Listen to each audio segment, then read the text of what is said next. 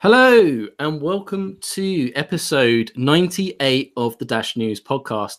I'm Mark Mason and I'm joined by my two fellow co-hosts, Joel Valenzuela. How's it going? Perfect. Caffeinated. Couldn't be better. Caffeinated, ready, all set to go. Excellent. And my second co-host is Brian, aka Mastermind. Good week. How's it going? Excellent. Great. Thank you. Excellent. Right. I can't wait to get this podcast going because I have so many questions to ask our special guest this week. So I'd like to welcome Jacob Barlow, who is the co-founder and creative officer. Is that correct? Yes, it is. For Vega Wallet. So those that are avid readers of dashnews.org will recently see a couple weeks ago, we did an article on a new, wasn't just an integration, but really a partnership. But just for those that are perhaps listening to this on iTunes or whatever, can you just give a brief summary what Vega Wallet is? And also welcome to the podcast. Thank you. Thanks for having me. I watch you guys a lot, so it's nice to be here. So Vega Wallet, we bill ourselves as a global leader in providing real-world applications for blockchain protocols. So what that entails is Vega Wallet's a complete A to Z solution for consumers and businesses. Basically, there's a few different phases of our platform. We're in phase one right now, which is the wallet development. Our wallet actually is built on BitGo multi-sig technology as well. And then you'll be looking for the exchange launch, which is currently undergoing security testing, and then our point of sale launch as well immediately after the exchange. And we do deal with merchant services in the United States already through other partnerships, and are indulging in a few other categories of blockchain integrations as well. So hey, let me just say one quick thing on you said you have a point of sale and then exchange. Will that exchange have a USD capacity? Say that one more time. The exchange, you're going to have a point of sale. So I'm wondering if the merchants can go from Dash to USD through the exchange. Yeah, so it actually works both ways. Let's say that you're a company and most companies right now are not kind of integrating a crypto point of sale just because of the volatility that has been experienced in past years. So if you're a company and you're afraid of volatility, at the end of the day, what you can do is you can immediately cash out your crypto to your local fiat currency, or you can go the other way and buy into cryptocurrency. Okay, what are the fees? Fees, so fees basically go off the BitGo multi-sig fee. It's like 0.15%, and there may be like an extra 0.5% for development fees on top of there. So when you compare it to like point payments and other things like that, it's actually a pretty cheap solution. Yeah. So what about for conversion to like fiat currency? So conversion to fiat currency right now, we're using two different services, and we're also talking to another exchange as well that is really large in fiat liquidity when it comes to cryptocurrency. So you're gonna basically be the average, depending on the crypto or the fiat currency that you decide to go with. You're looking at like that 3 to 6% average, depending on your locality. Right. So just before we get too deep into the details, I just want to zoom out because Vega Wallet is doing quite a lot. So just to give a bit of structure to this podcast, I just want to break down different services because we've got a lot to discuss. So if perhaps we can break it down into different sections. So perhaps we can talk about the wallet first, then the exchange, and then the point of sale solution.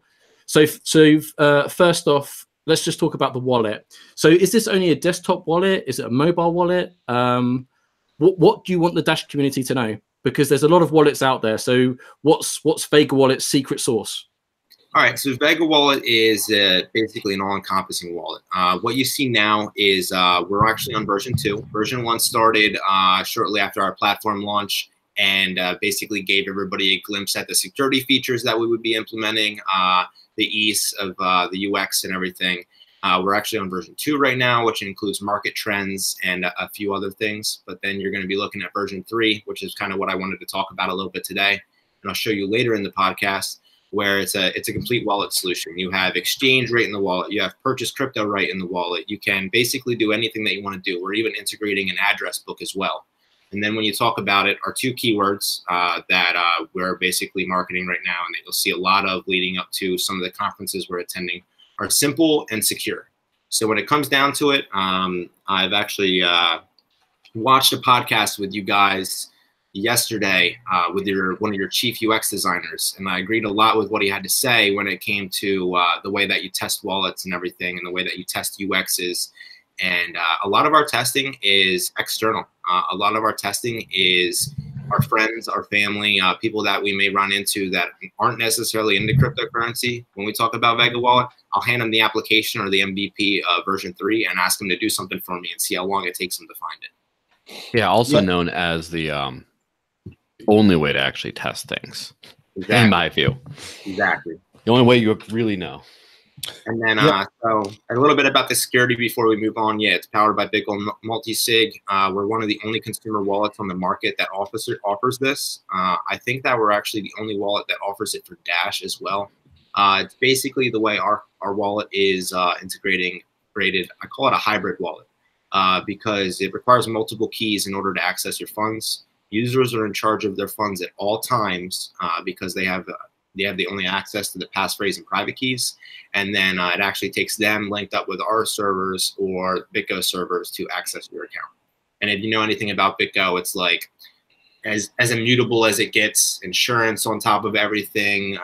Their APIs and their technology is outstanding when it comes to this, as well as their customer service. Well, can you talk about BitGo for a second? Because part of your announcement got the Masternode network community quite excited because you're one of the first integrations we've seen that's utilized BitGo. And just for those that may be watching or listening that aren't in the know, there was a large, quite substantial proposal passed last year for BitGo to add Dash. So we've been eagerly waiting for BitGo clients or their customers to utilize Dash to its full advantage, because we feel Dash offers so much value in terms of utility. So when we learned about your integration, we got the press release for the news website, was thinking, oh, this is great, but I think this would be a great opportunity for you to break down. So why is BitGo so important to you? Why did you feel you had to use BitGo? And when you look at your rivals that don't have these kind of solutions, why is it so essential that this plays an important role in the services that you provide? Yeah, so when you look at technology innovation or software development, even let's relate it to the car industry right now, okay? So in the car industry, a manufacturer will spend tons of money research and development on a specific engine or a specific part. And then you'll see that specific engine or that specific part in 3 other cars from different automakers, right? Because those people realize that that is the best way to do that. That is the most efficient way to do that. And it may be the most secured way to do that when you're relating to cryptocurrency. So for us, it wasn't about reinventing the storage aspect of it. It was about taking what we thought as a team was the best storage solution for cryptocurrency on the market and making it more accessible to consumers. So if you go to BitGo or something like that, they have large custody solutions. Most of it's for larger investors, people that know a little bit more about this stuff. But if you're on their website or if you're trying to do it yourself, there are certain aspects that are kind of off limits to a personal user, or there are certain aspects that may be confusing for somebody. So integrating that into our platform to basically putting a UX in front of it. And I'm not just saying that the whole thing's powered by BitGo too, because there's a lot of other security features that go into it from our side as well. But to basically ensure that users' funds are safe as a last layer resort, BitGo multi-sig was definitely the solution that we felt would be best. When you're talking about fiscals, I know that that proposal was probably large. If we can get into it, BitGo is not a cheap solution to use at all. It has proposed a few limitations on us early on, but as Vega Wallet goes and becomes larger over time, it has eased up a little bit on us, and we find it a lot easier to integrate and work with now. And one of the best things about BitGo, since I'm on the Dash podcast, is BitGo actually supports Dash Instant Send as well, which is a huge factor in why we basically wanted to integrate and then reach out to Dash for further partnerships. How long have y'all been integrated with BitGo?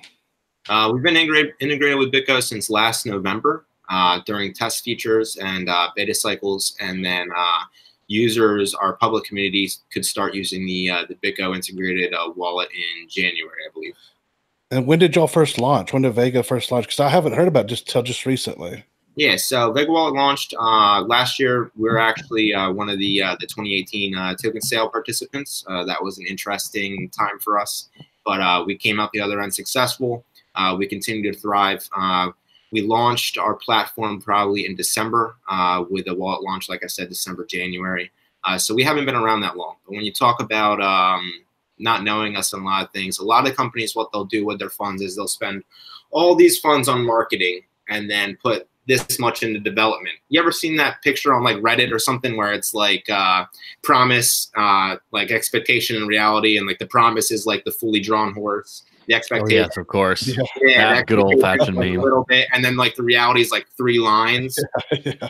So we're trying to make it all the way through that instead of spending all of our money in places where it doesn't need to be. When you're talking about a real company with a 5-year, 10-year, 20-year plan down the road, we want to start out with development first. So when we do get into CIX or consensus like we're going to this year, we can show up with a product that we fully believe in, no bugs, no flaws, 100% backed by developers. You know what I mean? Yeah. Absolutely. I mean, the space is rife with all kinds of projects that just don't do what they're advertised. And even if you take a look at some of the top ones, I mean, starting from the very top, Bitcoin fees are getting expensive again, and then people are still losing a bunch of funds on the Lightning Network, or they're running into a bunch of routing issues or whatever. That's like all then Ethereum scaling problems, a bunch of other stuff, all the way down. And they just a lot of people don't really realize this because they just kind of trade with the tokens on the exchange, and then they're like, oh, I heard the hype, I read the hype. And even some very solid projects like take Zcash, for example.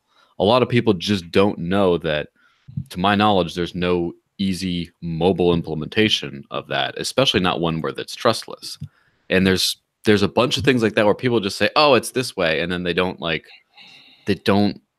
really know what they're buying. And because they're not using it in a retail type environment.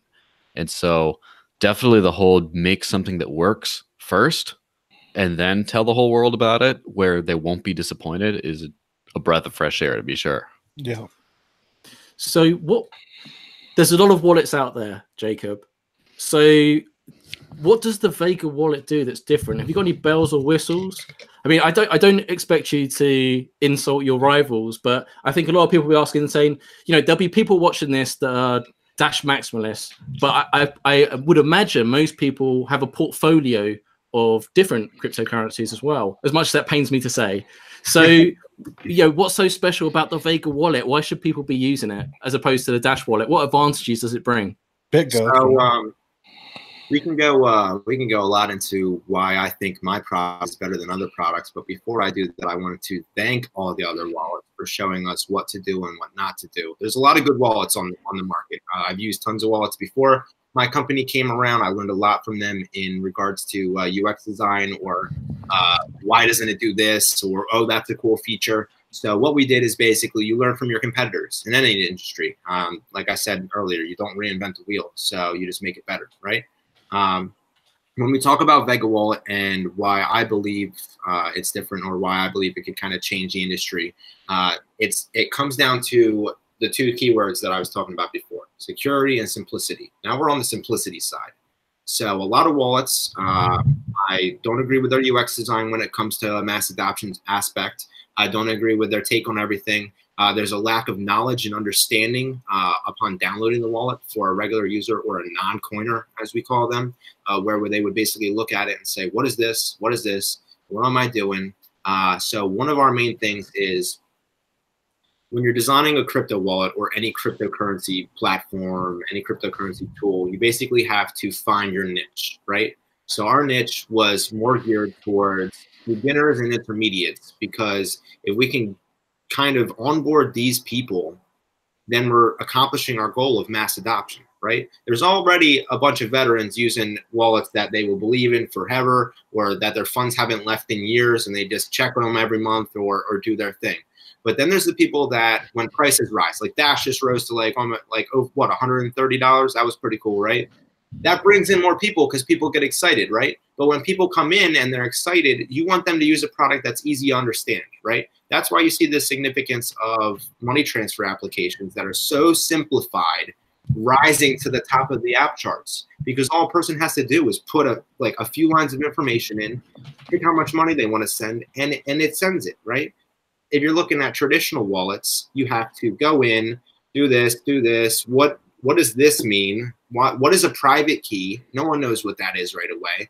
So integrated into the wallet are tutorials, integrated into the wallet are explanations on every little detail. If you get lost, you can press a little icon. Major Vega, our mascot, will pop up and basically be like, hey, you're lost. Do you need help with something? Click on that, drives you through a tutorial, and now you learn about cryptocurrency as you're using it. You don't have to go and spend 8 hours a night on forums or Reddit or other posts or news sites to basically say, oh, I read 8 hours and I learned about this detail, but I still don't understand everything. You can literally learn about it as you go. And another aspect of it is, I know I talked about the exchange and the point of sale. The wallet is actually linked to our exchange, but it uses external features. So another thing with a lot of problems now, exchange hacks or people not trusting exchanges. Now, when I talk about my exchange, I fully believe in our security features, right? But a lot of people still second guess no matter what you're doing. A lot of people will take their funds off of the most popular exchanges because you don't know what's going to happen at any time, right? This allows you to take your funds free of transfer. You don't have to pay any transfer fees at all. Take them from the exchange account to your external Vega Wallet account where you control your passphrase and keys, and then you can instantly transfer them back with no problems at all. I think that's a feature for a lot of exchanges or platforms that's missing right now. And that's one of the main things in when we call ourselves like a complete cryptocurrency platform. Every part and every phase that I mentioned to you guys isn't just like a separate product. It all links together. It all links together in successful order so that we basically get the person in with a wallet, show them the wallet. Then they become interested in trading after we teach them about everything. They can move their funds to the exchange and trade, all right? And then you have the third feature, the P2P, B2B, all that stuff that we'll talk about later in the point of sale that's also linked up along this line right here. I like that. I love that. It's great. Right. So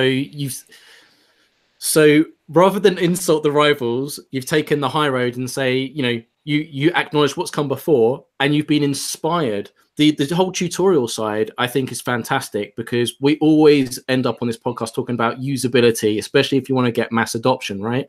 If you want grandmother to use it, we need a simplified, easy approach. And I feel like the cryptocurrency industry has been too much in its bubble and it hasn't really fully acknowledged this, and we're not there just yet. So it's great that you've taken this on board. But let's talk about things that have inspired you. For example, just before we came on, I was just talking about the Exodus wallet and how you had different themes and how you can use things like sounds and, you know, or like I'm a big fan of the Edge wallet as well because I like the whole username thing. So like, what inspirations have you taken from elsewhere and looked to utilize in your own thing to create the ultimate solution in your eyes? Yeah, so when you talk about the Exodus wallet, you were to kind of compare it to our desktop wallet. There's a lot of similar themes there. You learn from your competitors. Like I said, you don't change things too much, but we have integrated a few other things that we believed in. Our theme styles are actually a little bit different, where it's more of an overall theme style instead of just like a little snippet of color here and there. And then when we're talking about themes, actually, when Dash and Vega Wallet announced their partnership, we did like a Dash on Vega Wallet design contest that was supposed to end today. I just wanted to let everybody know that since I'm on the podcast and we're talking about some things, we're going to extend it another 2 weeks. You can find information on that on the website that I'll give you guys later. But we're looking for a specific Dash theme for the wallet right now. Like a Stay Dashy one? Yeah, if anybody wants to do that, that's fine. So there's actually a panel of judges between the Dash community and the Vega Wallet community that will be going through all of them to discuss which is best. And the desktop wallet right now is in beta mode, and you'll actually see the desktop being rebranded more towards the new branding that we have with version 3 in our exchange coming out. In version 2 of our mobile wallet, everything's kind of a dark theme. We wanted the dark theme for launch just to basically focus on usability and security. But as we move forward and we integrate all of these other platforms with us, all the third-party partnerships that are kind of coming in, and we integrate more of our own technology. We're going with more of a light theme, and I'll show you guys in a little bit. I actually brought a version 3 MVP on with me today to kind of show everybody. We can show everybody Dash's page and some of the things that we're talking about, so we can kind of put images in people's mind and not just sit here and BS about them all day. What was the prizes for the contest you said? So when we talked about it, the prize is basically just having your artwork featured. That's what it comes down to. Having artwork featured, it'll be integrated permanently. It will not be removed. If versions change, we will still make sure that your artwork is there because we appreciate all the community input on everything. So you can interchange different themes as a user to basically customize your experience. Is that correct? Yep. So right now there's we have our global blockchain theme, which if you go on our website or any of our branding, you'll see the planet with the blue blockchain ribbons around it. We have a Starry Night theme, which is basically an astronomy. Like I'm really into astronomy. I go to all like planetariums and stuff like that, and it's basically a bunch of stars in the sky that you can make constellations out of. We have a city theme, and then since I'm an artist, I had to throw an abstract art theme in there as well. You know what my favorite is? It's the Stay Dashy theme. Yeah, No, that needs to be done. I have a feeling we may has a see lot one of them. I have to have a feeling we may see one soon. We should. Yes. Actually, I want to get. It's gonna have air horns in it. It's gonna have little I'm pixelated dark sunglasses. It's gonna have some blunts, maybe.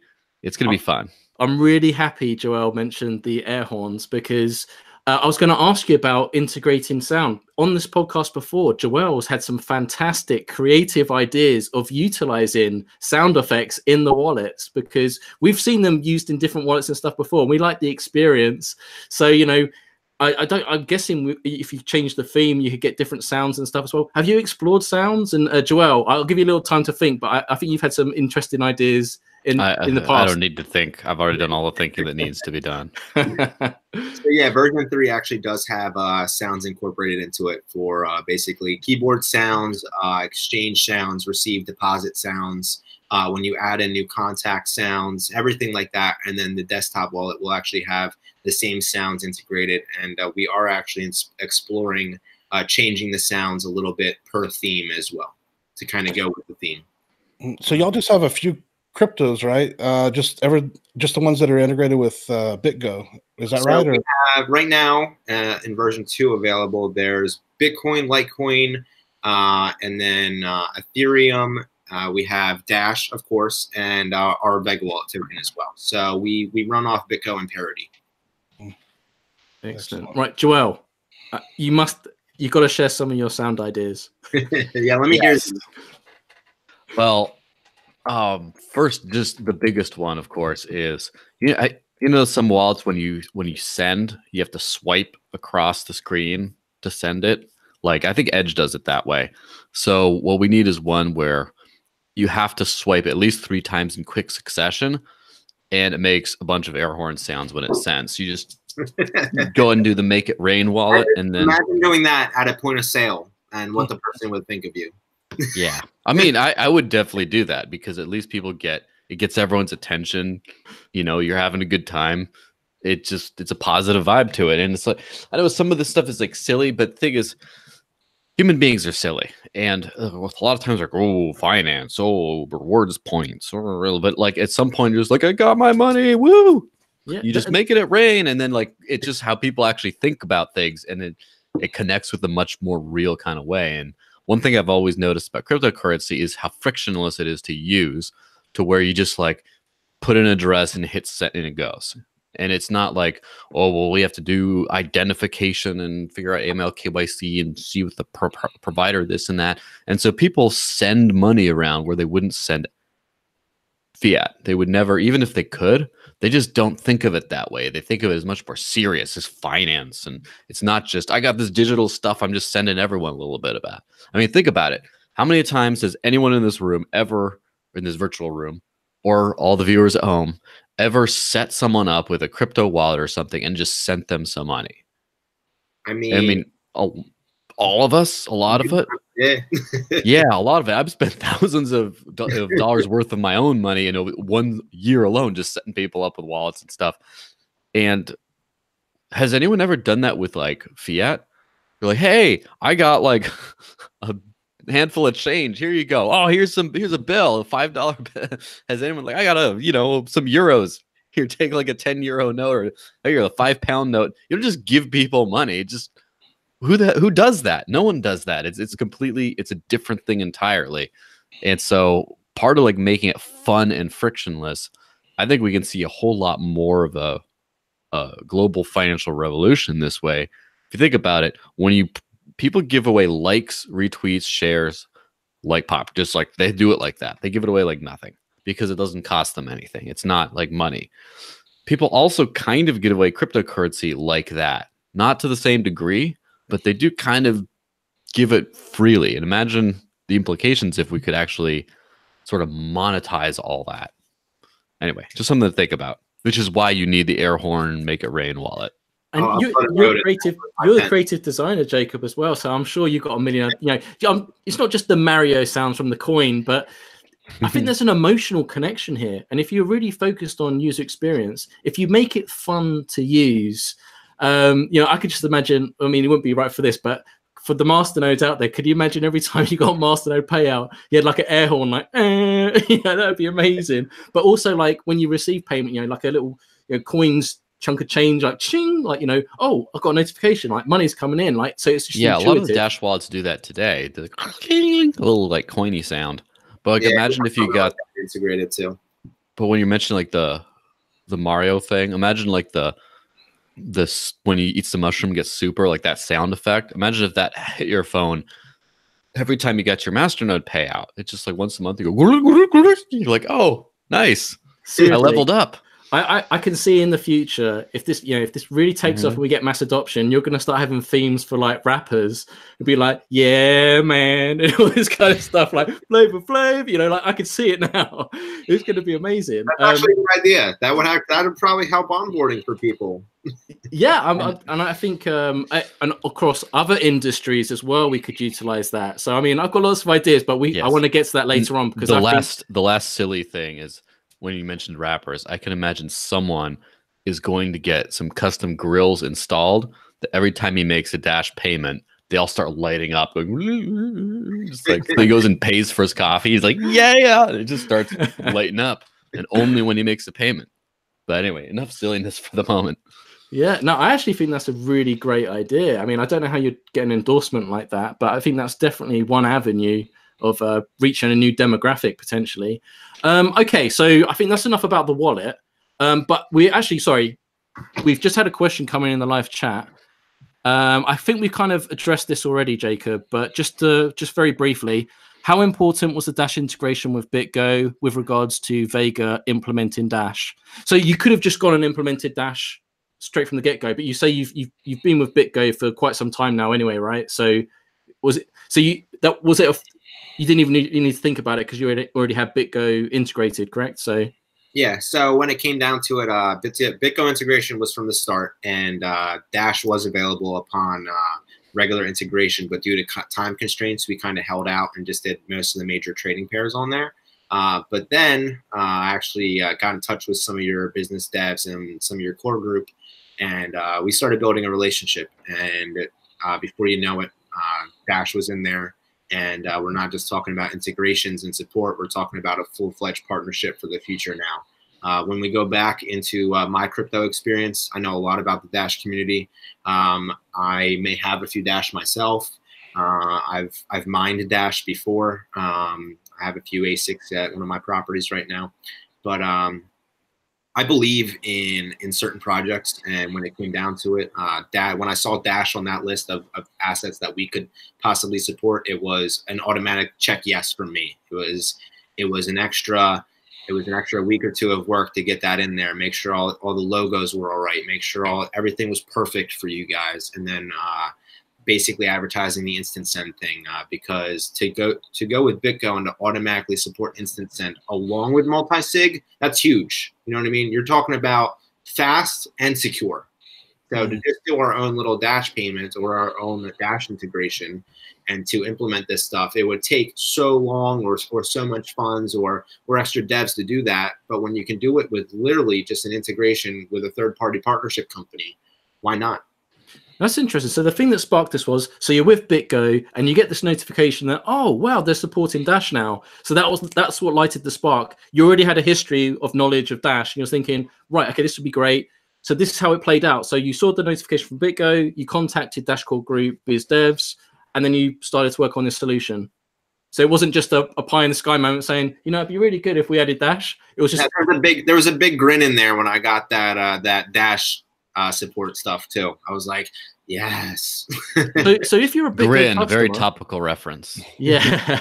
If you're a BitGo customer, I'm just presuming you receive like emails about these updates. Is that right? Is that how this works? So yeah, we have basically private channels through their support and everything because we're one of the companies that works with them. We get some information beforehand or information that the public wouldn't get about integrations. So when we receive stuff like that, we definitely take it seriously. Interesting. So you're trying to be a one-stop solution. And like, because Vega Wallet, you just think about the wallet, but you've got the exchange. So you want people to literally just stay at your solution. So you've got the tutorials for the user experience and to help new people come into it, right? And learn it. But then you've got the whole exchange side as well. So do you put more weight on the wallet or the exchange, or do you see them going hand in hand? Oh, they definitely go hand in hand. It's an all comprehensive solution when it comes to that. Like I said earlier, with the free transfers between the exchange and the wallet, they're basically designed for each other.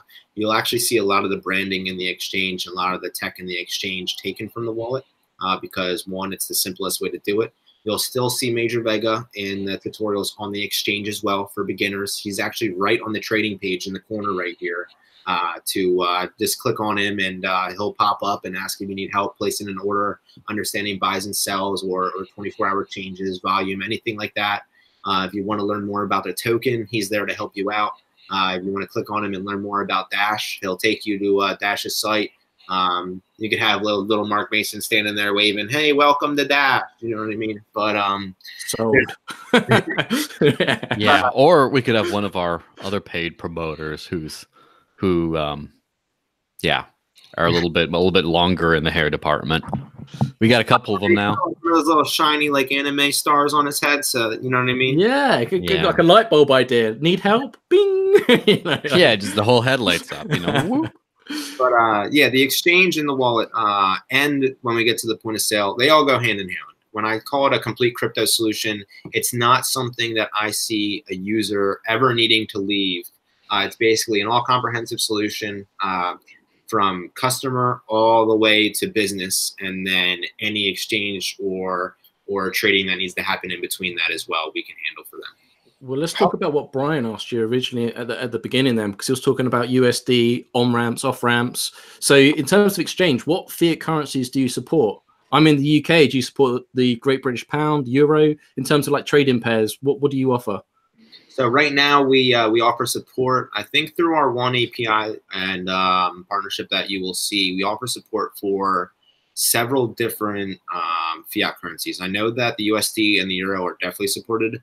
I saw that there was a list on there of possibly 5 more localities as well. And then we actually have another third-party integration that handles it as well, where there's definitely support for USD, Euros, GBP, stuff like that as well. So it's more of, like I said, all-encompassing. We're not looking at just serving one geolocation, even though some geolocations are more popular right now due to crypto usage. However, when you're looking down the road, if this is something that's actually going to really take off, why not implement it now so that when you start onboarding users, you already have support for them. Okay. How long has the exchange been operational? The exchange right now is in private beta mode. So, okay, yeah. So you'll see version 3 of the wallet and the exchange launched around the same time. Right now, we do have a booth at Consensus we'll be attending, which I'll be spending some time with. I think I'll be spending some time with the CEO, Ryan Taylor, there. But most of the products and information will all be launched, the new versions before then as well. So we're going through right now. We just did a few little UX changes. When it comes down to it, everything that you see UX wise in version 3, that's all this guy working with my team. Basically taking everything I can from what we talked about before with learning from the competition in the past and what I'd like to see in it in the future as well, and implementing it into both of these things. So sometimes there's a little bit of delay on things, but when we talk about it and we go into the security aspect, that's the single most important thing that anybody should be talking about most of the time is security. I'm a company and you are trusting my platform and my development with your hard-earned funds or your trading revenue or your masternode revenue, I want to make sure that no matter what happens, those funds are safe. And when it comes to the exchange actually does use the Bitcoin multi-sig in the background. So hot wallets, cold custody, all that stuff. I want to see it. This is a great segue because before we get to the point of sale, I want to see this MVP. I've not seen Vega Wallet. I've not used it yet. So this is going to be an experience. So for those that are listening, Joel will do his best to describe it. But yeah, if you could share your screen with us, Jacob, this is going to be quite interesting. Let's do a little difference comparison real quick. Let me pull this up on my phone. Yes, and for the audio listeners at home, it's the 21st century. YouTube is so accessible. If you want to see what we're doing here, come on, you can do it. But we are grateful that you're listening to our podcast. I know you're listening audio on the run, at the gym, something. But hey, I go to when I work out, I have a YouTube video next to me as well, just playing. I can look at it once in a while. You should do the same. YouTube's great. Anyway, carry on. Okay, so if you can see, this is version 2 right now. Very simplified. So this is the mobile app, right? I'm just going to click on you. The mobile wallet currently. Before the MVP that I'll be showing you guys briefly. After our Dash partnership, Dash was promoted to the #2 spot under Bitcoin and will remain there. So it is one of the main featured cryptocurrencies on our platform as well. If you were to go, click on Dash, you can view. You can view the market trend currently. All information about that. And then you can actually go and check your wallet balance, check histories, send, and then simplified receive page for there as well. It's looking really good, but I see something that's missing. What's missing? It's missing the Dash news feed on it. Or how about this? It's also, I would rather say it's missing the link to the Discover Dash app where you can actually spend Dash at almost 5,000 merchants around the world. Yeah, I saw that, and actually we're going to be working with that on the Dash page in V3 as well. When it goes to, there's a few options on there that I will show you guys where users will be able to access like places to buy cryptocurrency, places to spend cryptocurrency. Part of our system is a points and reward sales add-on for the point of sale, so it'll show you places that use that so you can get crypto points back or anything like that as well. But if you guys are ready for the version 3 MVP, I can share my screen and let's see what's going on. Whoa. Yes, please. Looking forward to it. Here we go. All those who aren't visually impaired, such a moment. It also includes on the screen the true identity of Satoshi Nakamoto. So if you if you're just listening, you got to get on the YouTube stream as well. But so while that's been sorted out, I actually think that's a really good idea to add the news feed, because we see things like Blockfolio with the news feed, but that would actually incentivize people to check their wallet every day to see if the Dash news updates. I'm just throwing that out there, trying to plant some seeds. Right. Okay. We got some action. Oh, okay. Wow. So this is the browser. So this is version 0.3, but so we're looking at this on the desktop, but it's version 0.3, how it's going to look on the mobile device, correct? Yes, correct. All right. So let's take you through, everybody knows what a login would do. So let's take you through, we were talking about Major Vega and his tutorials earlier. So let's say you're a new user and you're looking to get into crypto for this first time. So you're going to click on register. Of course, he's going to tell you to never share your information with anybody. And congratulations, you've taken your first steps into the amazing world of cryptocurrency. So he's going to start explaining everything for you. Make crypto easy with all of our amazing options. You can keep track of all your digital assets in one place. You can buy, exchange, send, and receive every coin. To deposit your coins, just pick a coin, press receive, and send them to your new public key. And then the next step's important. And then this is where we tell them about their passphrase. You'll be able to click on him and he'll give you more information about it. If you click here to save, it provides all the safest options for passphrase saving. And then after next, it'll take you to our dashboard. A mobile card. Yeah, that's interesting. Right, I guess that comes with the POS, but yeah, man, card as well? Wow, what's going on here? So this is something we haven't mentioned yet. This is our Vega exclusive. Sorry. It was mentioned in the white paper upon the creation of Vega Wallet. We've kind of laid low on it while we develop other things, but users will be able to actually start using some of the Vega Pay technology in the new application. What this does is it's a two-factor. When I say two-factor, not two-factor authentication, but two-factor payment solution.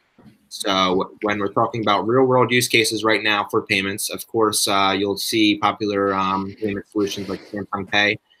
So what we aim to do is replace all their applications on a user's phone, replace their wallet as well, get rid of that rusty old fiat currency, and you can take your phone and pay anywhere where mobile payments are accepted. So if you were to click on Vega Pay right here, you can actually either add any of your eligible credit or debit cards through the system and then use Vega Wallet solely to access them and gain rewards points or VGW tokens. And then you'll actually, in phase 2 of Vega Pay, be able to click on Vega Pay and pay with cryptocurrency anywhere that they have mobile pay integrations. So what it does is it uses the Vega Pay engine along with one of our external partners to convert your crypto, Dash, into the local fiat currency, and then pay with that local fiat currency right to the payment terminal, so that the store, even if they don't accept cryptocurrency, is now accepting cryptocurrency without them knowing because it gets transferred right to fiat. So there's no physical Vega Wallet card. It's utilizing a mobile card based on NFC payments, correct? Yeah, if we want to get into that, there's no reason in 2018 to create a plastic card. Everything is mobile. If you go overseas, everybody in China uses their phones, right? What's a credit card in most countries? So if you're looking at technology advancements and even, I mean, trying to cut down on waste or plastic production or anything like that, why not just integrate it into the phone application? So everything will be hosted by your Vega Wallet account. Well, I can speak for the UK that practically all bank cards now are like tap and pay with NFC. So it would work for perfectly me for in the UK, but I can't speak for the US because I imagine it's probably different on a state by state basis. But yeah, well, let me put it this way. All my times I've lived in the US for like at least the last like 10 or so years solid, or 8 years, let's say. I've probably once or twice seen someone do a tap and pay with a card. Yeah. Everything else has been swipe, or now chip cards might be more common than swipe. But it's in terms of like the financial technology, so behind the times. I mean, it's terrible. Like, that's the thing is maybe the US is the perfect use case for cryptocurrency for payments, because it's like advanced and rich enough to where there's infrastructure for all this kind of stuff, and people might have disposable income to be able to play around a little bit. But it's also like just so ghetto with the payment systems that you kind of see a big difference. It's not like, I'm already doing this, but except it isn't fake money. It's like the money that everyone uses. So yeah, I don't know. Well, that's the thing is, like, if I had this, let me be very frank. In my local town over here, Portsmouth, New Hampshire, I could pay at Dash at more establishments than I could pay at this Vega Wallet Virtua card, which is just a little bit of like, you know, how the rest of the world lives kind of insight. It's kind of sad. So Jacob, I'm looking at this app here, and I think I understand what you're what you were saying at the beginning of the podcast. This is about one unique experience. You're going into this application. It's not just just from what I'm looking at here, it's a wallet, it's an exchange, it's a payment service, and an exchange all in one app, right? Yep. So you're basically getting everything all in one application. It basically is going to show you all the information that you need, allow you to do anything that you need. And when you talk about it, sure, there may be limitations on the Vega Pay stuff, but at the same time, when it comes down to use it, or in another geolocation where that is popular as well, because we're not just limiting ourselves to one location, that may be a powerful use case for that, or the cryptocurrency side of it that I briefly touched on. So yeah, let's show some people some Dash stuff. Ooh, that's what I want to see. Let's get dashy. Right. So when you're talking about like the theme competition and stuff, so this would be like the background and stuff that we're seeing here, correct? So for the version 3 of the mobile wallet, this is the automatic theme that kind of gets attached to the Dash platform's page. When we look at it, most of the platforms that you'll see, if you were to go to like another currencies page, the background and the gradients are all taken from the local colors of that company or that protocol. So yeah. I'm looking at the purple. Did you perchance contract with Ogilvy and Mather for this? But anything that you see, you'll be able to send Dash with the instant send, receive. You'll be able to view all your transactions, go into the market trend, and then the two main ones that we'd like to add are buy Dash and exchange Dash right in the application. When you're using these, it'll automatically fill in all your wallet addresses. You won't have to worry about anything. You just select what you want, select what you're trying to buy, put in some credit card information, and it automatically sends it to your wallet account. Or interesting, you put in what you'd like to exchange, and it automatically lets you. It'll let you choose which exchange method you'd like to take that we've integrated, and you can pick the best one for your use case and go from there. This is looking really nice. There is one thing though, practicality wise, that I would like to suggest. If you're open to suggestions in the future. I'm always open to suggestions. So like I'm trying to I really like what I'm seeing. I'm trying to visualize myself using this out and about shopping and just being that one-stop application.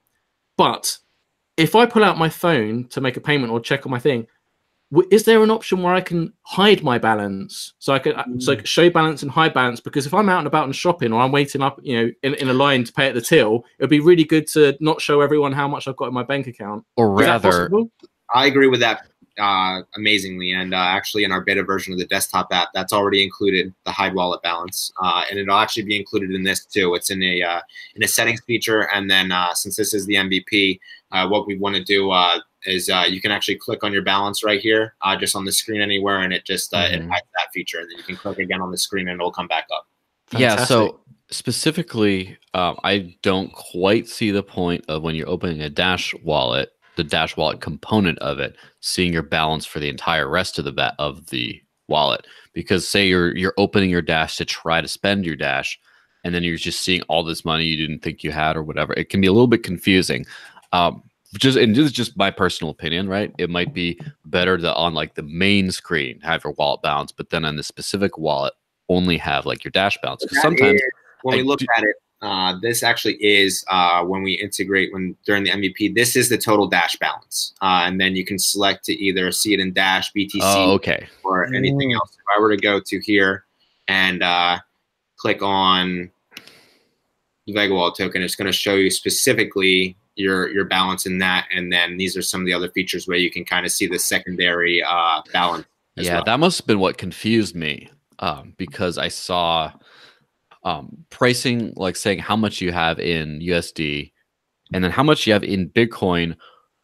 Of course, if you're actually looking at Bitcoin, most people don't price things in other units, but when you're looking at your Dash balance and it says so much Bitcoin worth of Dash, for a trader, I'm sure that's much more familiar to where you're like, you're looking at your Bitcoin balance. But for someone like me, so full disclosure, I've never used an exchange ever. I don't think I've ever even bought crypto. I've just worked for it. I've been paid in it my whole life. And so for me, who's not a trader, it looks like you have this much in Dash, I guess, but then it looks like it's telling you how much Bitcoin you have as well. not how much Bitcoin value of Dash you have. But anyway, that's just my input. Clearly, this is designed for people other than just me. So the default on that will actually display Dash. That was just us going into the settings, and my apologies, forgot to change it back for the presentation. But usually that would be the Dash number right there, because that is the simplest thing to go off of. But there are other measurements as well that users can use too. I'm roasting you for nothing, huh? No, it's all good. I appreciate the critique. Yeah. So the only other thing that I was thinking of, especially when you think about you have like market and exchange, and we're talking about like it's like a trader's wallet as well as just a spending wallet. You know how like Blockfolio and other apps like that have news alerts for your different investments? We were talking about having like Dash News. Oh, where's the Dash News app button or whatever? But think about it. What do you think about having letting the different coin teams push notifications of news stories about the coins that you actually hold? Of course, you could turn that on or off. What do you think of that idea? So that's actually a pretty good idea. And what you'll see in our market trends section and on the waffle menu up here is there's actually a news and notifications button as well, which we do plan on putting push notifications in on recent news, price updates, any individual coin updates when it comes to development too. On the market trend section right here, there will be a little notification bar at the top of this for specific notifications per team. Right now, they're sourced inside, but I think that would be a good idea to kind of contract with these teams to allow them to push certain notifications within the application too. Yeah. If you see Mark's pensive face, he's trying to estimate just how high the dashnews.org view stats will be once this feature is implemented. He's just like, he's scheming. Especially with the Stay Dashy theme, I think it's all good to go. I'm interested in this buy Dash section, right? How does this work? Is it by credit card? I want to know how it works because this could be a good on-ramp. So, for this call, I'm not necessarily allowed to give any specifics on the companies that we're using for buy Dash. However, there will be 3 different, if you were to click on Dash, buy Dash, there will be 3 different third-party companies that we're working with to allow you to buy Dash in physical locations, wink, wink, and also in online locations right through the application as well. So there's some major ones right now I'm sure people can think of. I'm not allowed to name, however, they will be integrated. And credit card, debit card, a really quick 2-minute KYC process for any credit card transactions because we have to abide by all of our regulating laws as a legitimate platform. But we make it easy. We don't collect personally any users' data or anything like that as well. I'm very impressed with the whole thing. I can see why Core is so excited about it. My question is, what is the ETA for this? What's the ETA on the exchange? What's the ETA for the mobile card? What's the ETA for the buy Dash? What's the ETA on the point of sale? And also, what's the ETA for Moon, and what about for Lambo? Kind of want to know those too. They were last year. That was damn it. That was actually 2 years ago, 2017. But missed it. Let's talk about ETAs for version 3 of the wallet. Version 3 of the wallet you should see by the end of the month. After a few final integrations on the development side, we're just getting some contracts signed so we can continue to add more and more and more. When we're looking, I think when you count our external partnerships or integrations now, we're up to 6 or 7 to basically work with different companies to provide the best solution.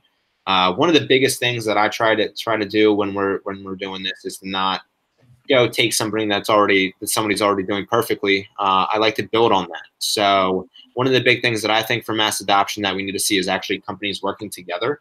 And we've actually approached tons of companies, as we approached you guys as well. And now you see us working together to build a better platform. So we have the support of these 6 or 7 companies and integrating their APIs, integrating their orders, integrating their tech to basically provide a full-hearted solution for the future of cryptocurrency, along with our security implementations and along with our UX implementations and our studies and everything else that we've kind of created to go along with this. Excellent. So Jacob, is there any more of this demonstration to see, or can we move on to POS? Because I've got so many more questions to ask you. Is there anything else you want to show off in the demonstration? A little bit of market trends page. You can click on one of these and it pulls up the full graph. My screen froze right here. There we go. A little bit of the settings that you'll be able to see. Oh, you got different languages as well. Yes. So after our Dash partnership, we saw our Venezuelan user base rise by upwards of 1,000%. So language selection was a big thing for version 3 in there. And you'll actually see a lot of, most of our traffic also comes from Asia as well, South Korea, a lot of places over there. So to support their language is important for us. I know it's not Dash, but I can walk you through the final bit of the demonstration. So if you were to send, quick send screen, there's actually the address book right here, which will allow you to go and insert addresses per person. So now you don't have to look up addresses every time you enter want to send funds. You can basically just click on your address book, click on mom's name, and it'll automatically input the Dash address right here for you, so you can continue. Interesting. Okay. Do you have a example screenshot of what the address book will look like? I do. I actually have that. It's actually we posted something on our Twitter the other day about it. But in this MVP, I do not. They're working on that right now. Yeah, I find this really interesting. And in terms of like mass adoption, because UI user experience is so important and so often overlooked. And even in the upcoming Dash Pay DApp, the first DApp for Dash, I'm intrigued how they're going to utilize the whole Dash Pay usernames and the address book on that, just how they're going to make it easy and simple for people to use. Have you thought like long term about evolution? You must have had conversation with the biz dev team about what's coming, about even potentially integrating the Dash Pay usernames. Have you had those kinds of discussions yet? So we have started some integration conversations with your biz dev team and some of your devs as well. We basically are looking at first off, working with you on some of the evolution stuff that maybe we can talk about a little bit later in the podcast. But for now, the usernames would basically be based off of the Vega Wallet users. So we're looking into basically attaching a specific username to each Vega Wallet account in order to make it easier for users to transfer between accounts, but then also have the external address book, because we realize a lot of people will also use external wallets. So you got to make it easy for people to send funds to them as well. So they'll be able to save their addresses and avatar attached to it and go from there as well. Just a quick question about the Vega Pay. So am I just getting this wrong? I mean, I like the idea of just using your phone to pay for things. But like traditionally, I'm so conditioned to seeing the physical cards and the Visa MasterCard. I'm guessing you have to have a provider of the same sort. So is this utilizing Visa, MasterCard, or is this completely separate? Yeah, there are registrations going through with the typical credit processing agencies for these as well. It's funny that you say that you're so used to seeing a physical card, though, when you work with Dash, and that's what Dash is trying to replace. So let's get away from all that. Yeah, I agree wholeheartedly, because that's I mean, there's a lot of cards right now that are integrating physical cards, integrating cryptocurrency payments, and people see them as a transitional thing. Why we're still going in space, because people aren't going to just drop Fiat overnight and just move completely to crypto 100% unless your name is Joel. Yeah, but like wow. for most people, it's going to take time. I do like this though, and I think it definitely is moving in the right direction. It's just people are just so conditioned into using the physical cards. So I think this is a move in the right direction. I'm just so like, even if I just wanted to use the Vega Pay option, I need to register my private KYC details with you. Can I do that through the application, or do I have to go through the web browser? Everything would be handled right through the application for that. So I literally everything I can do through the mobile app. Exactly. Right. Okay, that's cool. I like that. Interesting. Okay, cool. Thank you so much for showing us that. Yeah, no problem. I can't wait to show you guys the full application, and after some of our further integration announcements, show you guys a few more screens as well in the future. Excellent. Yeah, tell me the ETAs again for the stuff. I don't know if we got all that information. So the ETA for version 3 of the wallet is going to be by the end of the month. We're looking at the last week of April to basically be ready for some of the events that we're going through. And the exchange is actually set to launch around the same time as that as well. And then when we're looking, I see. And then when we're looking at it as well for the point of sale that we'll talk about in a little bit, that takes technology from both the exchange and the wallet and one of our third-party partnerships for merchant processing, and will be available probably in Q3 of this year. Okay. Yeah, let's talk about the point of sale. How exactly does it work? How does that work? So when we talk about the point of sale, let's talk about where point of sales usually are.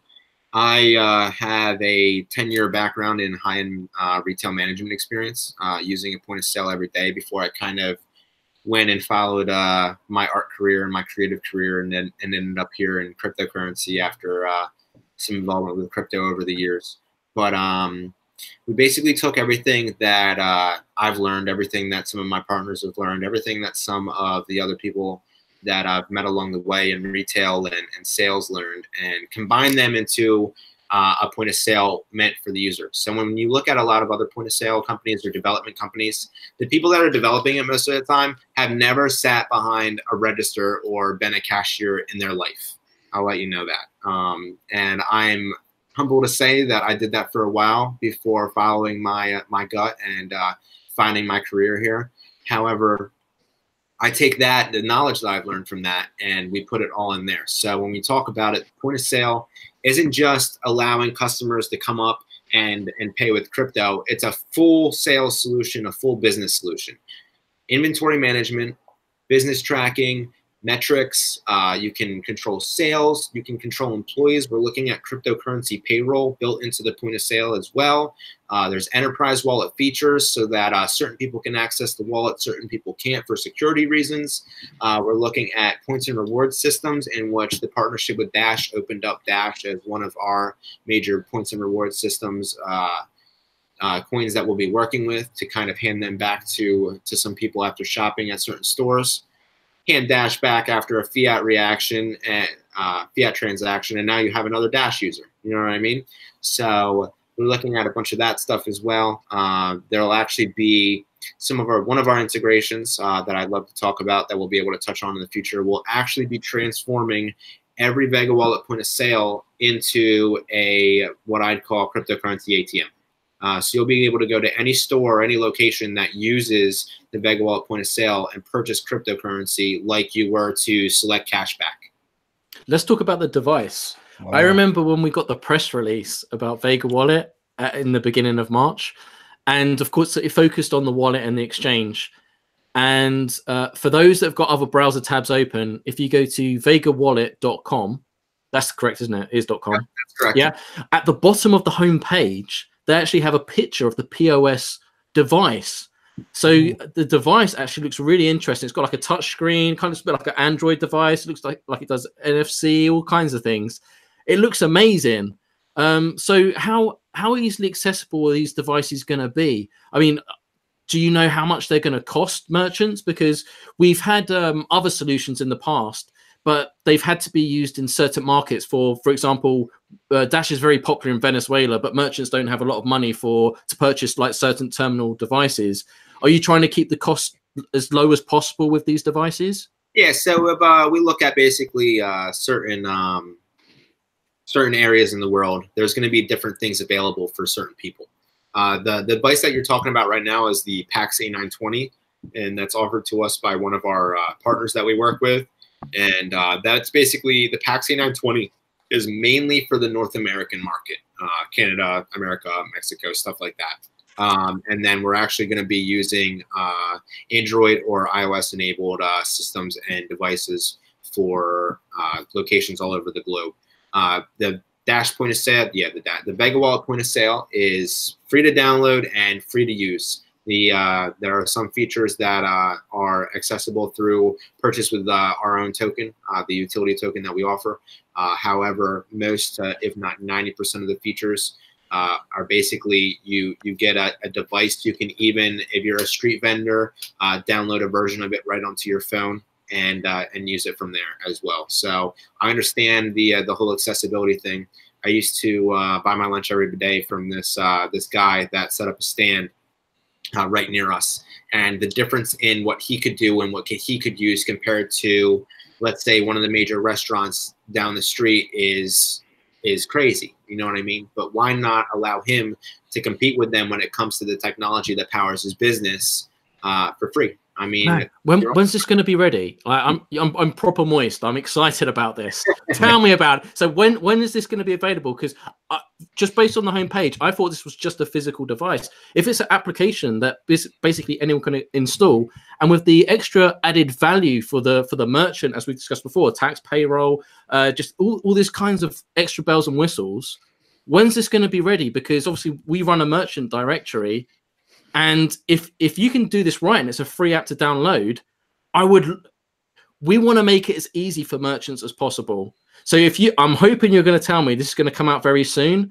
And then I'm going to ask you if you can make a video tutorial to make it simple as possible, because we have people in the community come to us all the time saying, I want my local coffee shop to accept Dash, but we don't have the materials. And of course, there's so many different point of sale solutions. With all the extra added features and bells and whistles that you just mentioned that you bring to the table, the other point of sales that we're currently using don't have, then I think you're onto a big winner. But it's all about, once again, the user experience. We've got to show the merchant how easy it is to integrate. So when is this point of sale solution going to be ready? And two, let's work together and make a package to make it easy for merchants, because we've got people out on board doing merchant adoption all around the world. And if you make it easy and simple, you will get support. Exactly. So we're looking at a Q3 release right now, with our main focus right now being on the new wallet and the exchange, because when we're looking at the point of sale, like I said earlier, it takes tech and software from both of those solutions. And that line that I mentioned in the beginning of the podcast, the point of sale is right at the end of it. So everything that we've developed for the two other solutions goes right into the point of sale to basically take everything and drive it mainstream. And then when we look at it, I know that we do offer the Vega Pay system. The Vega Pay is actually built into the point of sale as well. But on the reverse end, when we're talking about the PAX A920 terminal in the North American market, we realize that a lot of people aren't going to completely switch their point of sale right now if it's only a crypto point of sale, or why add another point of sale on top of yours to just accept cryptocurrency. So for the North American market and some other major markets, we're going to be releasing that with credit and debit merchant accounts as well after full underwriting, just like you were to sign up for another popular service. And you'll be able to accept credit, cash, and cryptocurrency just by using the Vega Wallet. And we actually have a bunch of distributors that we work with if any business needs cash drawers and anything like that, because we realize that you can't just in my town or where you guys live, you can't just rush in and replace every single transaction at once. It has to be a slow build over the next 5 to 10 years. That's when you achieve true adoption. Like when credit cards came around, or when PayPal or anything like that came around. You see the slow adoption at first, and then as people realize it, or when you're looking at the local currencies going down, or you're looking at major inflation or problems with the US dollar versus other currencies, that's when you'll see these things step in. Or when it's easier for the user or the customer using Vega Wallet all the time to do that, or if they're getting paid in cryptocurrency from a business that uses the Vega Wallet point of sale, that promotes purchasing through cryptocurrency as well. I'm sure, Joel, you said that you get paid in crypto, right? Yep. Yeah, so you probably spend a lot of crypto then too, right? Yep. I don't have a bank account. But do merchants have that? We know there's some point of sale solutions that offer this, and it's becoming slowly the standard now, because the free market rules, right? Competition inspires innovation.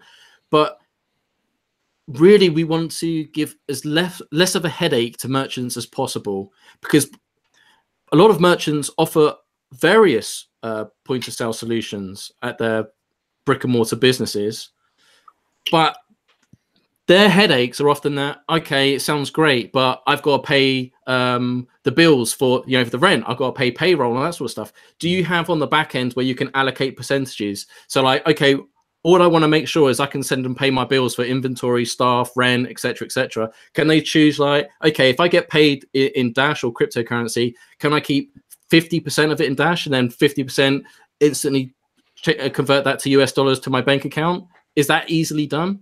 Yep. So you'll have the instant exchange built into the back end of the point of sale as well.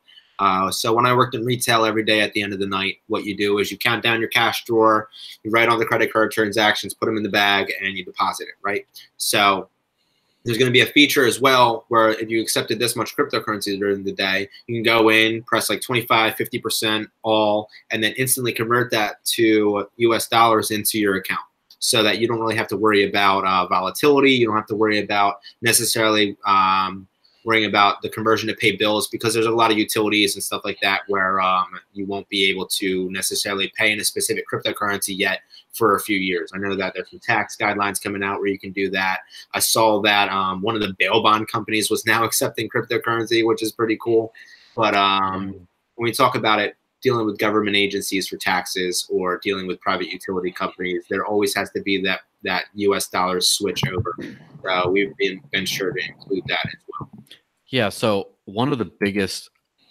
that's been one of the very biggest problems for me, has been the bill pay, as in the usual utility type bills. That's always been, I've always had to do different workarounds over the years. And I have seen a couple of systems.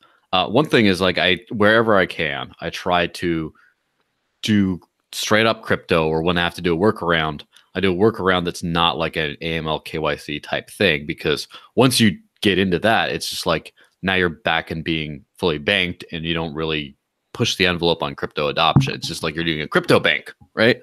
So is there anything out there that allows you just like pay bills and you don't have to like throw in all your crazy information like that, just like a bank?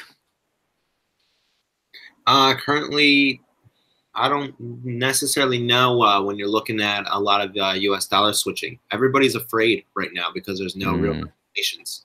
And you'll see regulations coming in out of nowhere, and nobody wants to be that first company that gets the hammer thrown down on them. You know what I mean? Nobody wants to be that company that they swoop in out of nowhere and say, you're going to be our example. You know what I mean? Plenty of them have been, by the way. I know there's been a lot of crypto bill pay services over the years that they haven't had the regulators, but the banks have just shut down their bank accounts over time. It's just in the US. And if you go, there's been few services in Europe and a few in Australia that I know of that just seem to hang around. But the US is like a wasteland. It's a financial wasteland. Exactly. When it comes to, especially now, when you see the volatility of crypto and some of the stuff going around, around the industry, as we search for more legitimacy, I can tell you now that we, VegaWallet, do have bank accounts. We are registered in Malta. I will not tell you where our bank accounts are. I will not tell you any more information about that for now until the time comes, or until more regulations come into effect, so that I'm not sitting here getting everything shut down. But I mean, you can look at the most legitimate companies right now in cryptocurrency, and everybody's afraid. It's not because we don't want the customer to know what's going on. It's because we want the customer's funds to be protected. It's because we don't want the government to come in and swoop in. And when you're talking about all this, the reason that we all do this is, and the whole cryptocurrency stuff, getting back into it, is a free market. You know what I mean? I can tell you right now that we're integrating credit cards and everything, but credit cards and like merchant accounts and stuff like that, that's basically just somebody telling you how you can spend your money, or the legal way to spend your money when you're just buying a product, right? When you look at cryptocurrency, I can send you funds wherever you are, dude, instantly with Dash for whatever I'd like, and nobody needs to know about it.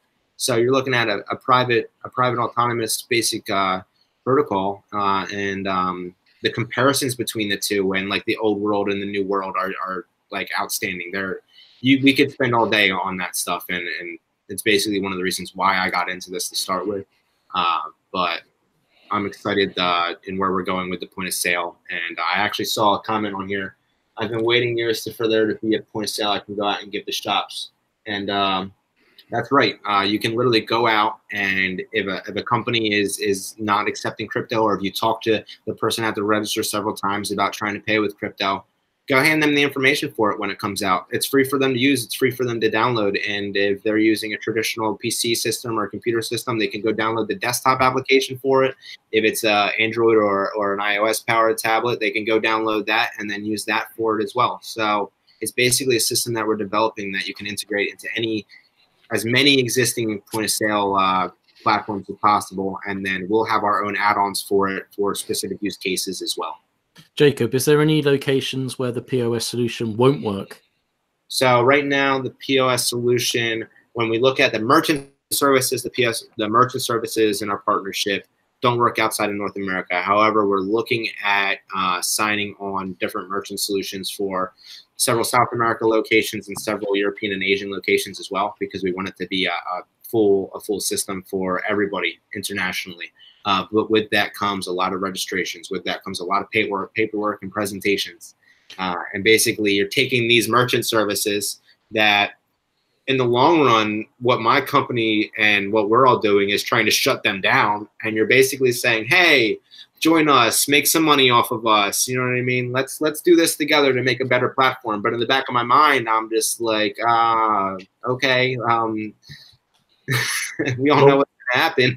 We'll have to keep this communication channel open, because one of the things that Dash Force does, who is the sub-DAO that we work for, we run international meetup programs, and quite often they meet at coffee shops and talk to people that are kind of speaking the gospel of Dash, evangelizing, looking to onboard businesses.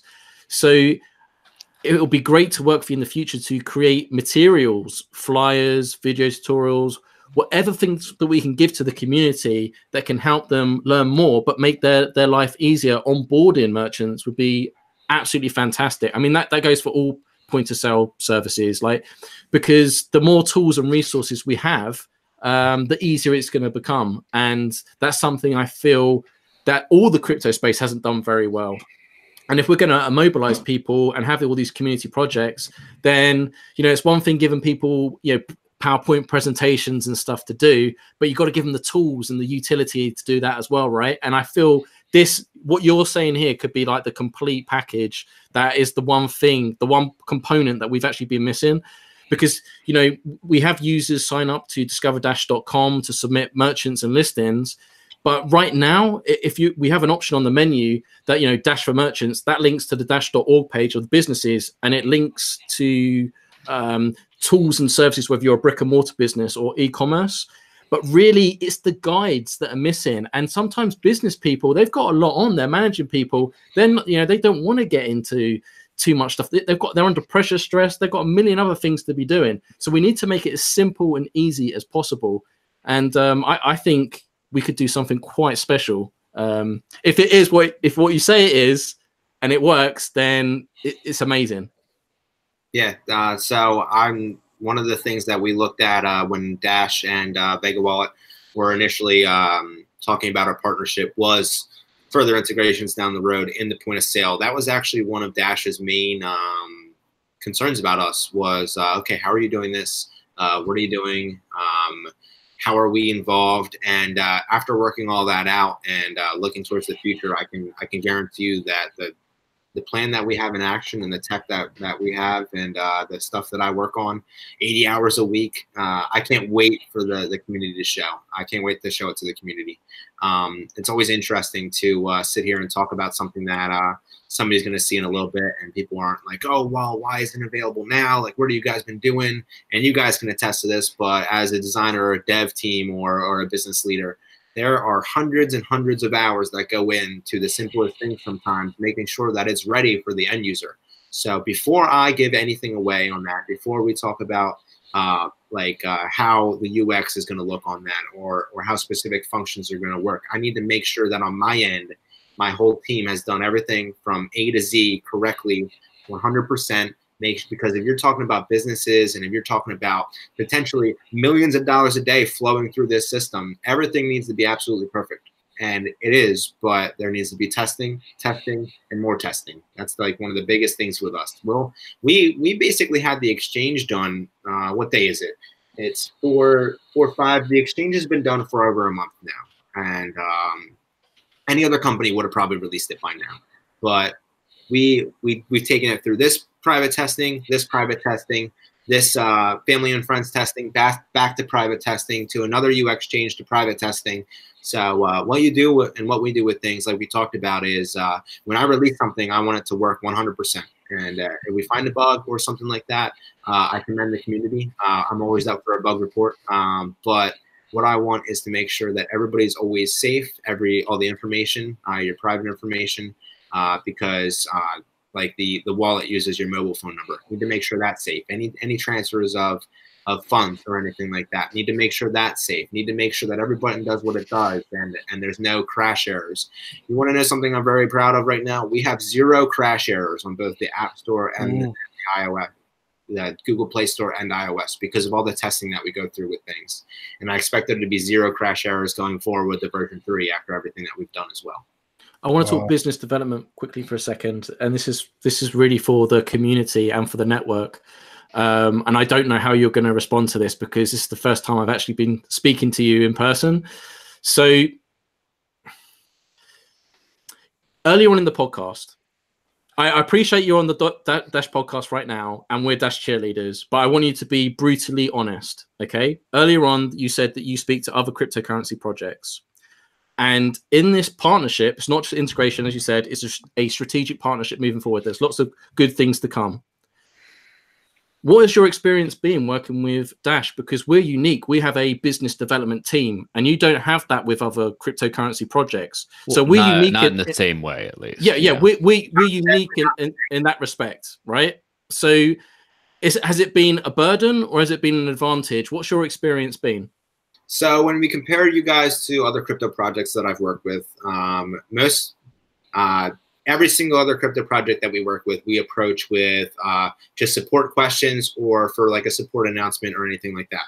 But when it comes to Dash, I talk to your biz dev team probably 5 times a week, every single day of the business week, talking about what we can do, where we're at right now, if I need any help with anything, if they need any help with anything, because we offer help to you guys with certain things as well. We've been introduced to 5 other companies that work with Dash for potential partnerships as well. When it comes down to it, and I think Dash is such an interesting aspect, and I have from the beginning. That's one of the reasons that we call this a partnership and not just an integration. But all of the different facets of your platform like amaze me. So like right now I'm talking to like the Dash Pay News group, like you guys, and Stay Dashy and stuff like that. And then I will talk to the biz dev group, and your communications between groups, and then the communication through me, and then the communication to the public, because you owe the public information because of the DAO, and the masternode owners have the input. And it's insane to see how everything works, kind of getting on the inside a little bit. And it's made me appreciate this more, because when we talk about some of the other platforms, no names right now, but a lot of the platforms will bill themselves as decentralized, or that they have a decentralized team, and that's one of the major keywords nowadays. But when you look at it, and when I contact or when I get into a meeting with somebody, and you see how conventionally run like a business it is, when it's supposed to be a decentralized currency, it kind of makes you wonder, and it kind of makes you worried. Yeah, no names on air. On air. So your experience of the Dash Core Group business team is good, because the community don't see what happens behind closed doors. So you're a kind of walking testament. So your experience has been, well, if you're speaking to them pretty much every day, I'm hoping that's surely a good thing, right? So there's a lot of good stuff to come. Some of your business devs I've become really good friends with, and I hope to see them at some of the conferences that we go to. I was actually trying to fly some of them out on our dime, but then we ran into a little problem. So, like I said, there's a lot of good stuff to come from the Dash community and VegaWallet integration when we talk about some of the other things that we're doing. And when we talk about like the complete solutions and stuff like that, we've spent the last how long have we been on air right now? We've spent the last hour and a half talking about payment solutions. But when we talk about VegaWallet and Dash, you're looking at so much more than that when we talk about the evolution hard fork. Right. Yeah. There's two things on the list. That's like a year's worth of content talking about. It never ends. So like I wanted to save what I would consider something best till last, because I know it's something the community is really excited about, and it's a topic that Brian's very, very passionate about. So it's been identified as one of the use cases, solutions that Dash can target as an industry, that the legacy payment solution and legacy system itself is kind of neglected, but it's also one of the fastest growing industries in North America right now. And that seems to be a particular reason why you're targeting that area. So I know you can't get into too much specifics, but from what you've mentioned off camera, you've got to share it with our audience. So whatever you can share with us, please do so. So Dash and Vega Wallet, one of the main partnership details that you would have seen in a lot of the articles was revolved around a few things, and cannabis was one of them. So we're looking at cannabis and some of the other medical ventures that we do. We are working right now when you're looking at the point of sale or payment remittance, licenses, registrations, everything.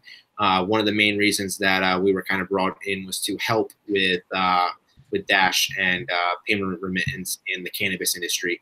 I know that a lot of money has been put into it. I know that right now, like we just talked about the crypto stuff and the banks with us earlier, it's really hard to get things done with so much up in the air, even in recreational states, because of the Fed, because of everything else. So we're kind of trying to step in and solve some of these issues for you guys, and basically make so that it's a lot easier for some of the companies that you're trying to work with, or some of the dispensaries, or some of the suppliers, the growers, all of them start using this platform or our platform. And we're looking into putting physical locations for physical terminals for cryptocurrency purchases and selling into these dispensaries to provide it, because one of the main things right now is there's two ways for adoption in a company like this or in an industry like this. One, you let the business themselves control who pays with it or what happens with it. The second one is to introduce it to the consumer that would then pay the business, growing interest in it. So right now we're kind of tackling it in both ways. We have the point of sale, which will have specific guidelines like HIPAA stuff and all that stuff, because we do work with other medical companies as well that will allow some of the medical dispensaries to go through that, or some of the recreational dispensaries to meet state guidelines. And then you'll have the consumer side of it with Vega Wallet and some of the other companies that Dash works with that I'm sure you guys have talked about with the cannabis stuff before. We're trying to work alongside them. Like I said, no reinventing the wheel here. You take who's best in the industry, you put them at your side, and you tackle it together. That's the best way to do this right now. And what I see in that is definitely a bright future. We actually have a whole team inside of Vega Wallet dedicated to just those ventures right now, dedicated to going out, talking to people, figuring out legislations, figuring out registrations per state, figuring out how this is going to work, figuring out this. And then you talk about, before I switch from cannabis to anything else, did you guys have any questions about that? Or, because I know there was a little bit other, the database stuff I wanted to touch before we end with. Yeah, absolutely. I think the cannabis industry, because it's been highlighted by the biz dev team as a strategic target that they want to focus on, because they feel like Dash's features and functionalities is perfectly suited to that market place. And I don't think people were expecting when you was going to come on the podcast that we was going to go into cannabis, but like the fact that you're working with the biz dev team and on this, because we already have other partners that are working in this field already. And that's why specifically the Dash community is already aware of all the opportunity in this cannabis industry. The opportunity is outstanding. The opportunity itself, if Dash or a specific protocol or company were to step in and kind of guide these guys along in a safe payment method, so you're not storing rooms of cash or dealing with banks or something where your money can be seized at any moment from the Fed until things go through.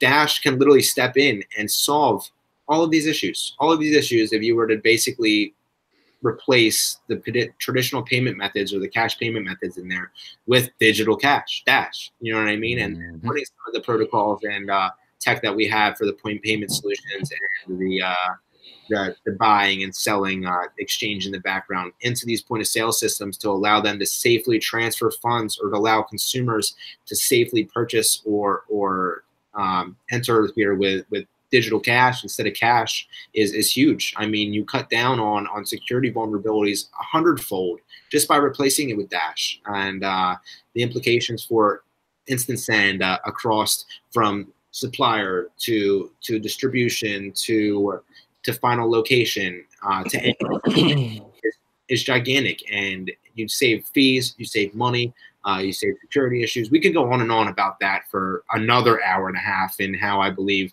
Dash and cryptocurrency as a whole and my platform VegaWallet can help them out. I'm very impressed.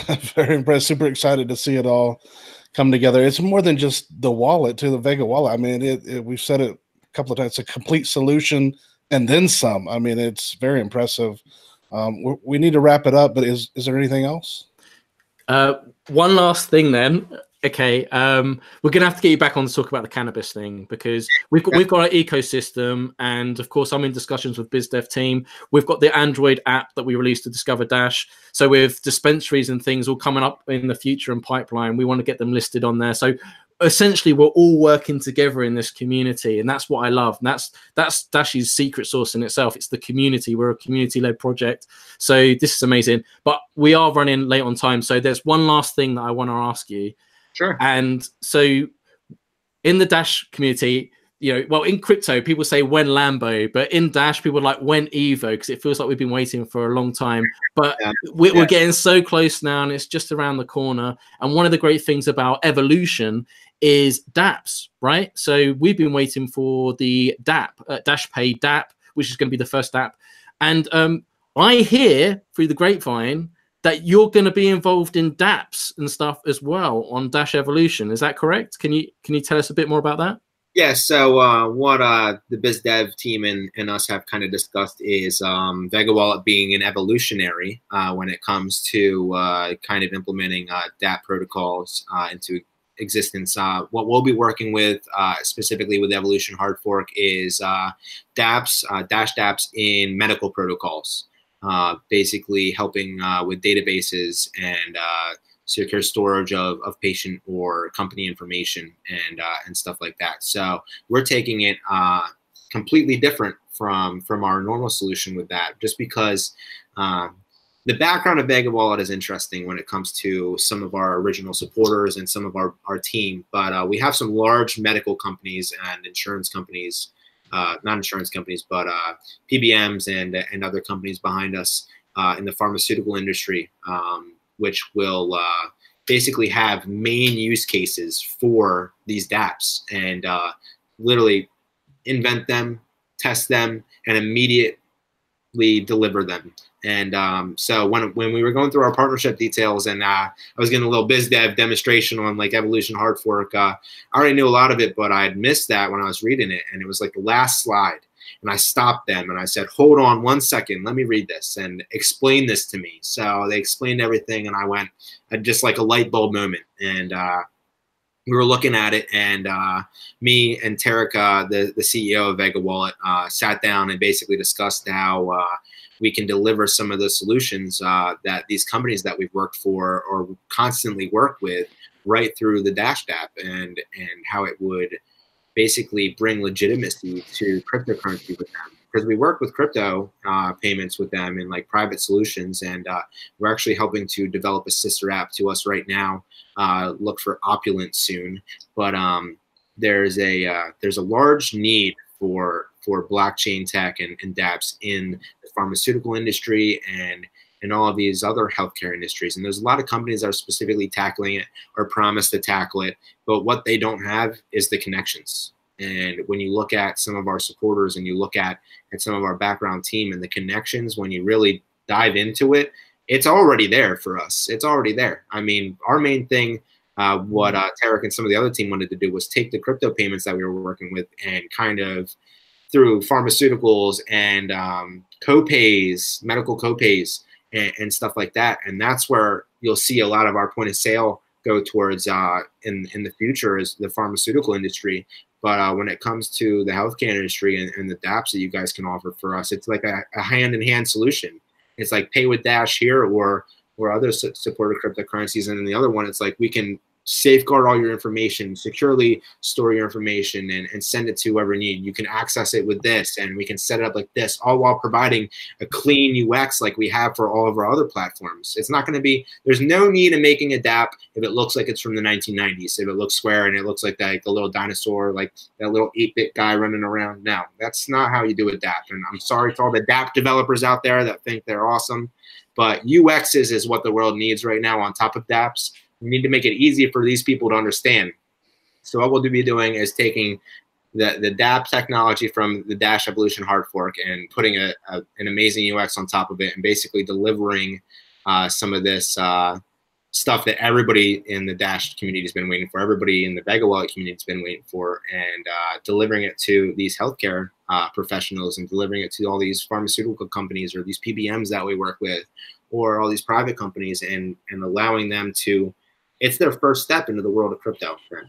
It's their first step into the world of crypto using a dApp that was designed for professional use. And what that shows them is that this is legit. This has real world use cases. This can do this and faster and better and more secure, and all while looking better than the old version did. Because you got to admit, half of the tech that these insurance providers use or these healthcare people use. You ever seen like the systems that doctors use, or like yeah, it's terrible system uses? I mean, oh my God.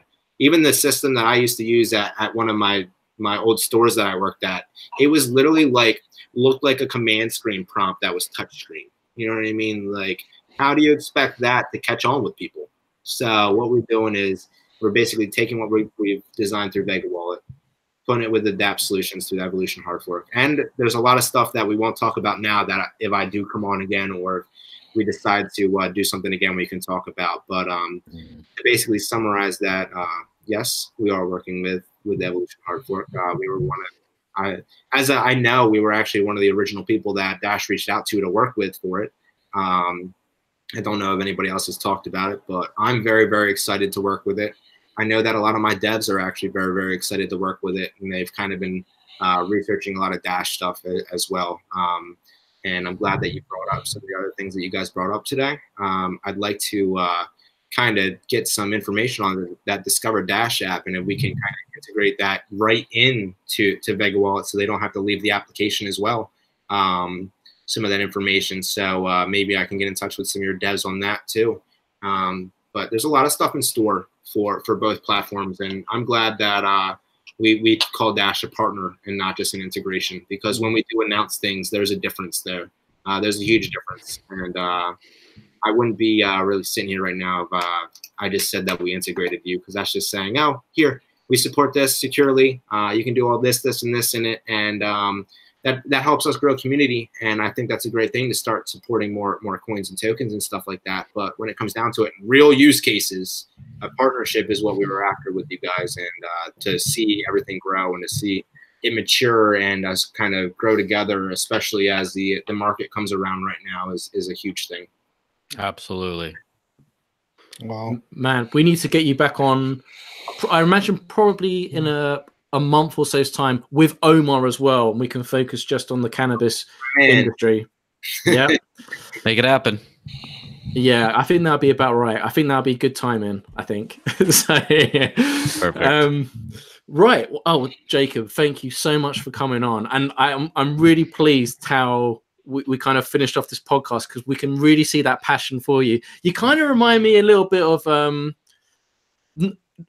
Evan. Do you remember when Evan first said he was going to go off and do like Skunk Works or Skunk Labs, and they had like just a million different ideas? Like you're the future of Dash right now, and you can see that you've had that light bulb moment. You've seen the Dash drive, you've seen the special transactions, which I think you was alluding to in the medical records and stuff, which I think is next level. Because this is new territory, right? This is pioneering new space. It's innovative, and it hasn't really been done elsewhere. there are other DApp platforms, but not quite like this with the DAppy and the Dash Drive and stuff. And the thing is, we need developers, outside developers like yourself, that can come in and plug in and do all this amazing stuff. And we're really going into that next chapter of Dash. So to see you come in, and we haven't even been privy to this. Only the Dash Evolution GitHub libraries have only just starting to become an open source now. So this is really, really exciting time. So definitely we're going to have to get you back on. So Jacob, thanks for coming on. VegaWallet.com, is there any other social media or links that you want people to know? Yeah, VegaWallet.com is the main website. You can find information on there. We're working on updating it right now. You'll see the update for version 3 wallets coming soon. If you want to stay updated on our news with Dash or any of our social media, everything is at Vega Wallet. So no space in between Vega and Wallet to make it simple for you guys. And you can go on, follow us there. We post a few times a day on new integrations or news. And there's a lot of focus on the Dash platform as well. So just wanted to thank you guys for having me on today. I look forward to working with you guys in the future as well, and kind of making some of this stuff we talked about happen. And you can go download the wallet, right? Android and iOS right now. Yep. So you can go download version 2 right now. And then as soon as version 3 is released at the end of the month, you'll wake up one morning and your wallet will look completely different, and it's going to change your life. Excellent. And what you wanted to finish off talking about the contest. So you're saying it's been extended for 2 weeks, so you're still open for entries. So how do people contact you about that or get more information about the contest? So if you go on VegaWallet.com, you'll see on the navigation bar, it says Design Contest at the top. You can go there. It gives you all the specifics for it. Right now, the design will be used in the beta version of the desktop wallet until the new desktop wallet is released. And then you will see that permanently in the desktop wallet going down the road. And there has been some mentions about, if we like it enough, making that the background of the mobile wallet for Dash's page as well. So they have a specific non-gradient theme to stand out from the rest of our supported assets. Fantastic. Wow, I'm blown away so much. See, Brian, I told you it was just so much more than a wallet, right? I didn't get it. Yeah, I told you it's going to blow your mind. And there's so much more that we're not allowed to say. So, I mean, this. I can't wait for that. Yeah, I mean, BizDev have been really pulling out all the stops recently. And it's great to have people like Jacob come into the eco space. I can see that you're going to be around for some time to come. So make sure you get yourself in Discord. Which brings me to Joel. Do you want to take us out? Yeah. If you liked this podcast, obviously you need to like and share it all over the place. And subscribe, hit that little bell button because you don't want to miss one. Also leave comments. We need comments. We like comments. We respond to comments. Don't forget that there's an audio-only version of this. So when Mark puts the post out tomorrow on dashnews.org, he's going to have all the audio-only links. So if you want to be one of those audio-only people who misses all the awesome Vega Wallet demonstrations live, I can't do anything to help you, but we cater to people like that as well. So you may do that. And also, as is tradition, at the end of one of these podcasts, we do something called the after party, which is just like this, except 10 people at a time, just talking off the record for sometimes hours and hours on end. And the way you get there is you go to staydashy.com. I mean, how could you forget that? And you get to the Dash Talk Discord. You just start asking around, hey, where's at the after party? I want in the after party. And space providing will plug you right in. And then just the fun never ends. It never ends. Excellent, man. That was such an amazing podcast. So I'm super chuffed. In fact, I'm going to have to go back and rewatch this just to listen to all those golden nuggets of information again. I hope you've really, really enjoyed it. If you've enjoyed this video, found it to be informative, please press that like button, smash for Dash, and don't forget to share and subscribe. It's Friday night where I'm at. I hope you have a fantastic weekend wherever you are in the world. Stay positive, stay humble, but most importantly, stay dashy. Have a great weekend, everyone. Cheerio. Bye-bye.